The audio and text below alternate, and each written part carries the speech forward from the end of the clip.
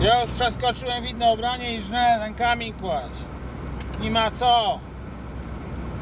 Nie zjadłem nic w tym busku, coś tam mi pisali. Nie było już czasu, bo przyjechałem, ugotowałem te 13 jajek, zjadłem na twardo i pół majonezu i żnę. Nie ma co, tam go zaczadzę. A się tam dali czadu w tych komentarzach pod tym. Niektórzy, nie? Pod tym, co siedzę tam pod tym kaloryferem, nie? O tym gościu, co mi się tłumaczy. Ale ja się tym nie przejmuję, nie? Nawet zły komentarz jest dla mnie pozytywny, bo mi zasięgi mi daje, nie? Klarujemy się coraz wyżej, nie? A im coraz wyżej to i wita. Większe te kapuściane łby, nie? Dobrego wieczoru. Odpoczywaj tam. Ja odpocznę po śmierci. Nie?